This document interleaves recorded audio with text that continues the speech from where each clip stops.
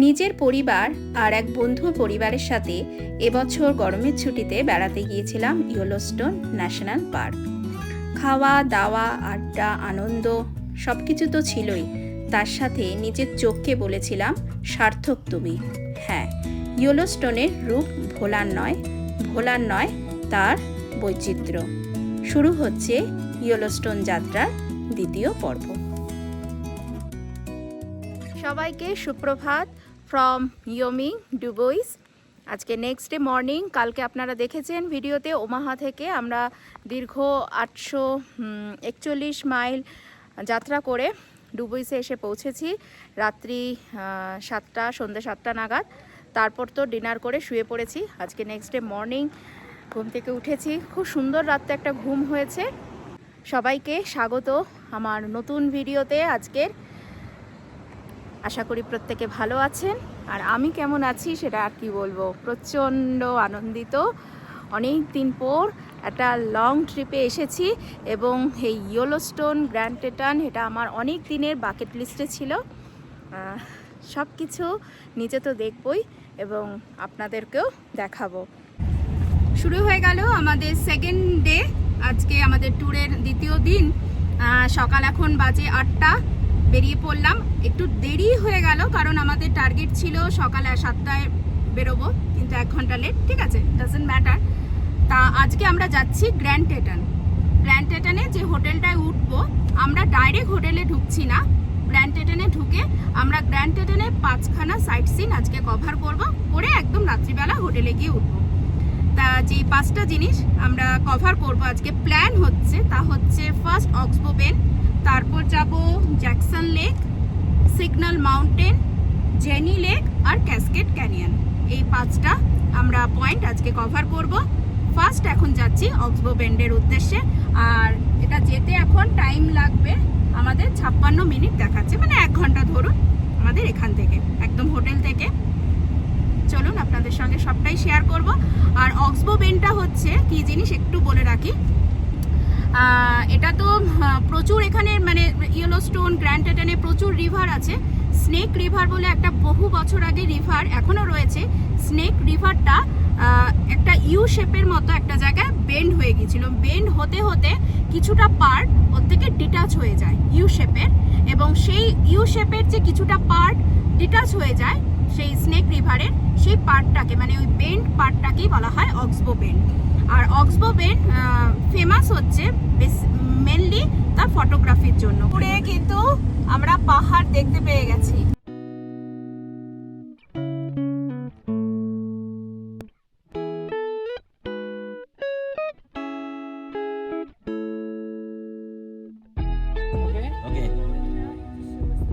Okay. And do you have the maps or anything? Oh, that's the maps. Okay. Okay. Every day we have to pay or what? 35 for a Sunday pass. 35.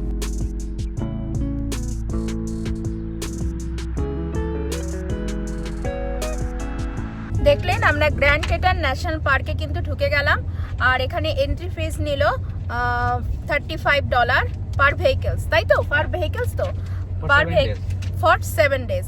আর এখানে বললো যে Yellowstone national পার্কের টিকিটটাও এখানে কেটে নেওয়া যায়, তাই $70 দিয়ে আমরা 7 days-এর জন্য কিন্তু টিকিট কেটে ফেললাম, গ্র্যান্ড টেটানেরও আর তার সঙ্গে ইয়েলোস্টোন ন্যাশনাল পার্কেরও।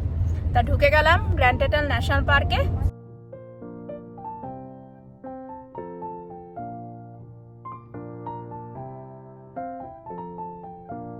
আজকে আমাদের ফার্স্ট পয়েন্ট অক্সবো বেন্ড, আর আমরা এসে দাঁড়িয়েছি অক্সবো বেন্ড টার্ন আউট। এটা হচ্ছে হাইওয়ের পাশে, জাস্ট রাস্তাটা একটু ঢুকে গেছে গাড়ি পার্ক করার জন্য। তারপর আমরা সবাই মিলে চলে গেলাম অক্সবো বেন্ড দেখতে। আপনাদের আগেই বলেছি অক্সবো বেন্ড হচ্ছে স্নেক রিভারের একটা পার্ট বেন্ড হয়ে গেছে ইউ শেপে, সেই জায়গা এটাকে বলা হয় অক্সবো লেক। কিন্তু ব্যাপারটা হচ্ছে এটা সামনাসামনি দেখে বোঝা যায় না, এরিয়াল ভিউ থেকে খুব সুন্দর এই বেনটা বোঝা যায়। আর এটা ফেমাস হচ্ছে তার ফটোগ্রাফির জন্য। মাউন্ট মোরানের এই রেঞ্জটা মানে মাউন্ট মোরানটা খুব সুন্দর রিফ্লেক্ট হয় এই লেকের ওপর, যেটা দেখতে লোকে আসে এবং ফটোগ্রাফি করতে আসে।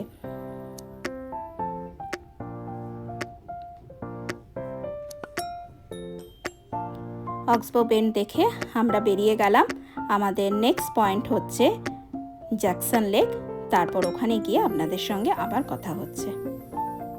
আমরা কিন্তু পৌঁছে গেছি জ্যাকসন লেকে। এই যে পেছনে জ্যাকসন লেক, আর তার পেছনে হচ্ছে গ্র্যান্ড টেটন রেঞ্জটা। আর এখন দেখব জ্যাকসন লেক ড্যাম। এই যে চলুন আপনাদের দেখাই, দারুণ সুন্দর। ওইদিকে হচ্ছে জ্যাকসন লেক, আর এই যে জ্যাকসন লেক ড্যাম। দারুণ লাগছে এখান থেকে, দেখুন জলের কি স্রোত, নিচে জল পুরো টল টল করছে, টল টল করছে জলটা।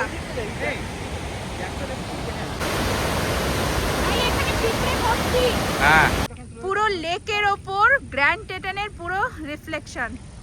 এটা দেখার মতো যে গ্র্যান্ড টেটনের পুরো রিফ্লেকশন এখানে আসছে। গ্র্যান্ড টেটনের যে পুরো মানে রেঞ্জটার রিফ্লেকশন এসছে লেকের ওপরে, অসাধারণ লাগছে।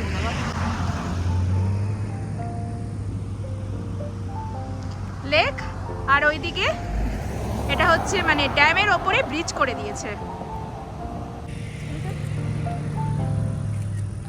জ্যাকসন লেক আর জ্যাকসন লেক ড্যাম দেখে আমরা বেরিয়ে পড়ছি। নেক্সট হচ্ছে জেরি লেক। চলো,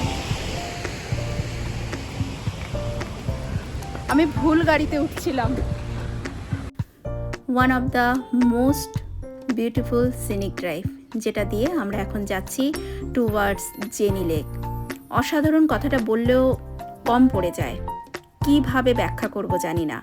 এত সুন্দর রাস্তা আমি আর এর আগে কোনো দিনও যাইনি। সত্যি আমার চোখ সার্থক। জেনি লেকে এসে পার্কিং করলাম, কিন্তু পার্কিং পেতে আমাদের মানে কি বলবো, কাল ঘাম ছুটে গেছে। প্রায় 45 মিনিটস ধরে ঘোরার পর পেলাম পার্কিং, কারণ আজকে প্রচুর এখানে ভিড়, শনিবার, তার মধ্যে সামার প্রচুর। দেখুন পার্কিং লটটা একটু, পুরো ভর্তি পার্কিং লট। এই সমস্ত গাড়িগুলো ঘুরছে। আমরা লাস্ট 45 মিনিটস ধরে ঘুরে ফাইনালি পেয়েছি, এবং পেয়েছি তো একদম সামনে। এই যে এই জাস্ট একটু হেঁটে ক্রস করে ওখান দিয়ে এন্ট্রি, এইখানে এন্ট্রি। এই পাহাড়ের কোলেই হচ্ছে জেনি লেক, যেখানে আমরা এখন বোটিং করতে যাচ্ছি। আচ্ছা, তোমাদের পার্কিং পেতে কিরকম মানে কি এক্সপেরিয়েন্স হলো বলো একটু। দারুণ এক্সপেরিয়েন্স, তার জন্য আমরা 45 মিনিট অনেক যা ঘুরে এলাম, পাহাড়টাকে কাছ থেকে দেখে এলাম। এখন আমরা যাচ্ছি বোট রাইডের জন্য টিকিট কাটতে।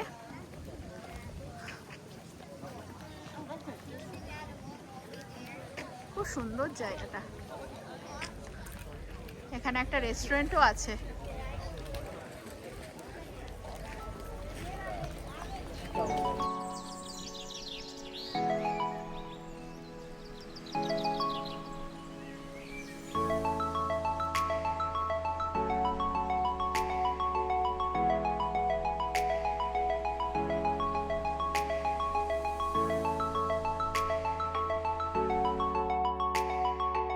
এই নিজে থেকে ওই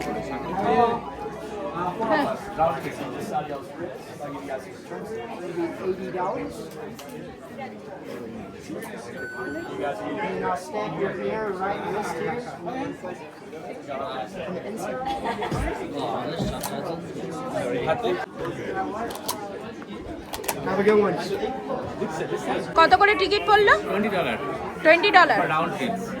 $20 চাপটা দিয়ে বুঝতে পারি এটা রাউন্ড ট্রিপ। আচ্ছা, হাতের ছাপটা রাউন্ড ট্রিপের জন্য $20 করে। সবার হাতে ছাপ, তার মানে আমরা সবাই ফিরে আসছি, তাই তো? ইয়েস, ইয়ে কামিং ব্যাক। আমরা সবাই জায়গা পাবো না, একদম লাস্টে লাইনের।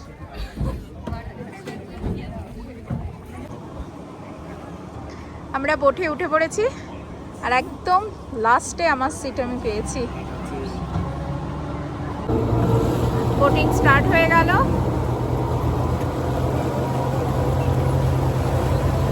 ওখান থেকে আমরা বেরোলাম। Steering right here, but over your head, wrap around your waist. waist, re-clip it, then you're good to go for a swim. If we need to go overboard for any এই সমস্ত emergency ইনফরমেশন reasons, দিয়ে we're দিচ্ছে gonna go যে up life either boat side কোথায় or আছে, right here. কি হবে না।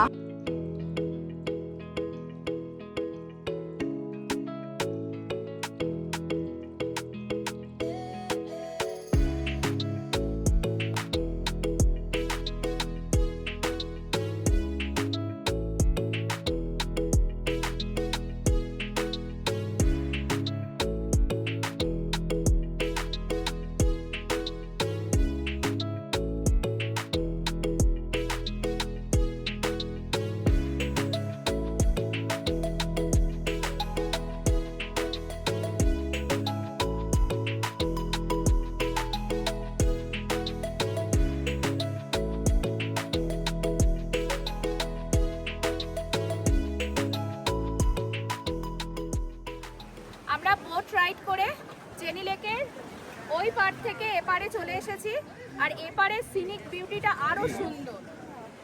দেখিয়ে দাও, এদিকে সিনিকটা কিন্তু আরো সুন্দর।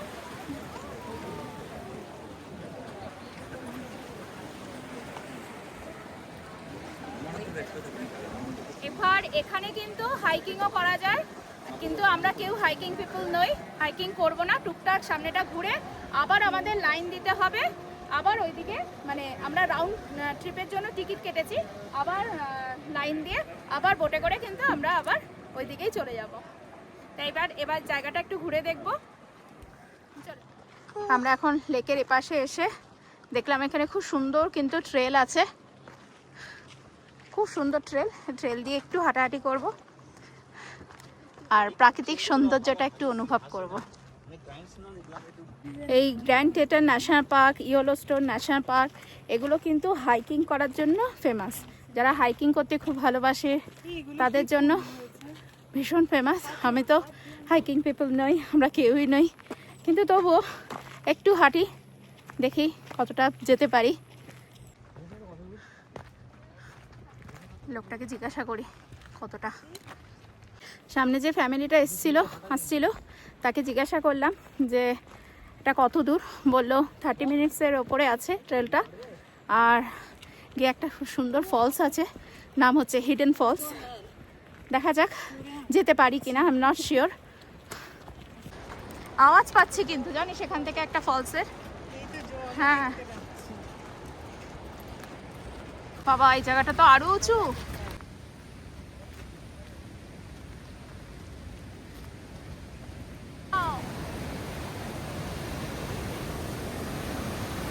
কি সুন্দর ফলসটা, দারুণ।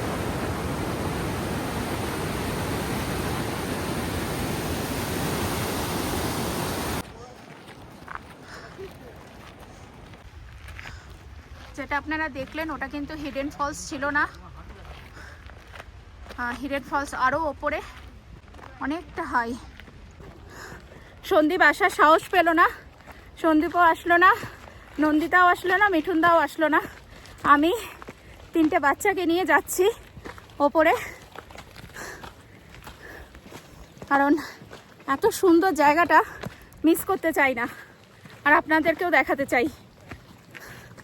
কিন্তু সত্যি প্রচণ্ড স্টিপ, যাদের প্র্যাকটিস নেই তাদের সত্যিই কষ্ট হবে। যেমন আমাদের তো অত প্র্যাকটিস নেই সমস্ত ওঠানামা হাঁটার, এখনই হাঁপিয়ে যাচ্ছি।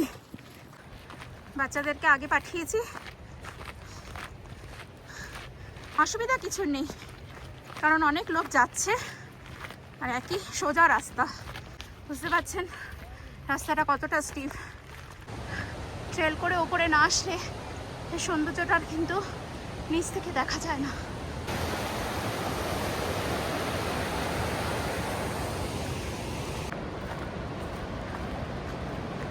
আমাদের কিন্তু অলরেডি আধা ঘন্টা হাঁটা কমপ্লিট হয়ে গেছে। পুরো পাহাড়ের মধ্যে দিয়ে জঙ্গলের ভেতর দিয়ে আমরা হেঁটে চলেছি। কষ্ট তো হচ্ছেই, কিন্তু যে সৌন্দর্যটা অনুভব করছি, দেখছি চোখ দিয়ে, তা ভাষায় প্রকাশ করার মতো নয়। আচ্ছা, আমরা মনে হয় চলে এসেছি।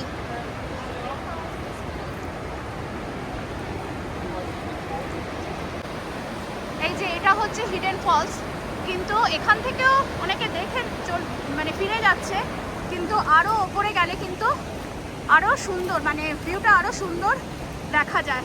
অনেকেই যাচ্ছে, অনেকে আবার এখানেই দাঁড়িয়ে দেখে নিচ্ছে, কিন্তু আমি কিন্তু আরও ওপরে যাব। অলরেডি ছেলেমেয়েরা ওপরে চলে গেছে, বাচ্চাগুলো, ওদের এনার্জি অন্যরকম। এই যে এখান থেকে পরিষ্কার বোঝা যাচ্ছে না, চলুন সামনে যাওয়া যাক।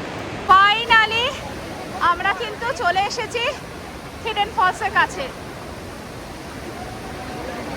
অপূর্ব অপূর্ব,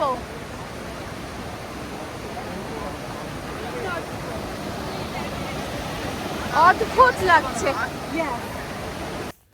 হিডেন ফলস দেখে ফেরার পথে এনার সাথে দেখা হলো। অনেকটা কাঠবিড়ালির মতো দেখতে লাগছে তো, কিন্তু এটাকে বলা হয় চিপমাং। এই জঙ্গলে প্রচুর দেখা যায়। তারপর সোজা চলে গেছিলাম লাঞ্চ করতে পিৎজা পাস্তা কোম্পানি বলে এই রেস্টুরেন্টটাতে প্রচণ্ড ভিড় ছিল, খাওয়া দাওয়া খুব ভালো।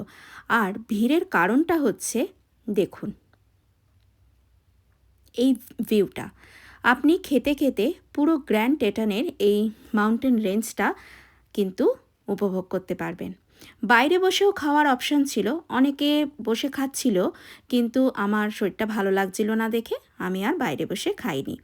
তা আমরা বড়রা সেদিনকে নিয়েছিলাম মোজারেলা চিকেন পিৎজা, দারুণ টেস্টি ছিল, আর ছোটরা নিয়েছিল সব পাস্তা। খুব সুন্দর ছিল খাবার, তার সঙ্গে ভিউ। আর সেদিনে আমাদের প্ল্যানে সিগন্যাল মাউন্টেন ছিল আর ক্যাসকেড ক্যানিয়ন ছিল। সিগন্যাল মাউন্টেনটা আমরা পরের দিন করব ঠিক করলাম, আর ক্যাসকেড ক্যানিয়নটা আমরা করতে পারিনি, তার কারণ হচ্ছে সেটা অনেকটা হাইক করতে হতো তাই। 5টা নাগাদ বাড়ি এসেছি, এসে সবারই শরীর টরীর খুব খারাপ করেছে, সারাদিন ঘুরেছি রোদের মধ্যে।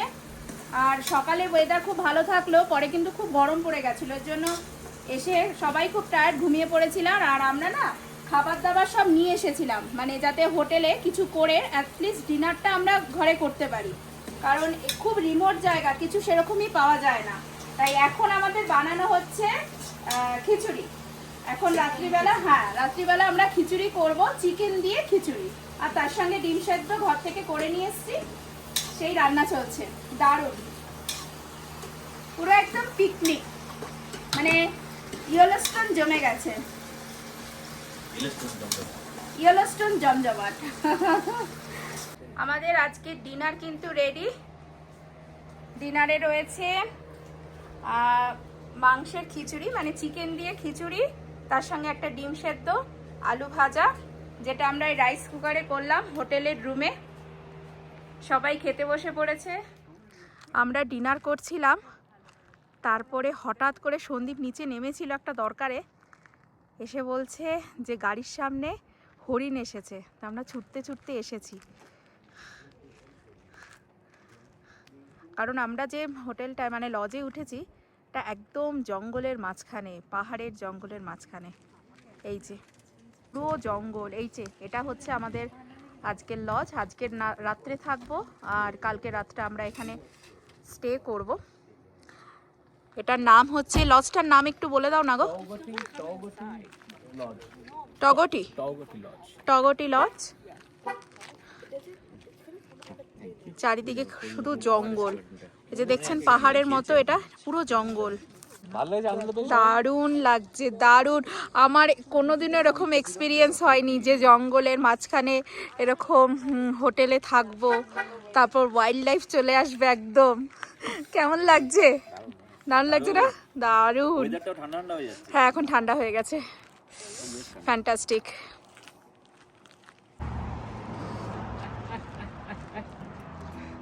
এই তুমি গরু ডাকার মতো, কুকুর ডাকার মতো ডিয়ার ডাকছো। আজকের ভিডিও কিন্তু এই পর্যন্তই। হরিণ দেখতে দেখতে আজকের ভিডিও শেষ করছি। যদি ভিডিও ভালো লাগে অবশ্যই কমেন্ট করবেন, লাইক করবেন, শেয়ার করবেন আমার ভিডিও, আর আমার চ্যানেল দ্য লাইফ এডিটকে সাবস্ক্রাইব করে আমার পাশে থাকবেন। দেখা হচ্ছে পরের পর্বে, মানে ইয়েলোস্টোন ভ্রমণের 3য় পর্বে আপনাদের সঙ্গে আবার দেখা হচ্ছে। ততক্ষণের জন্য টাটা, লাভ ইউ। সবাই সবাই সবাই ভালো থাকবেন।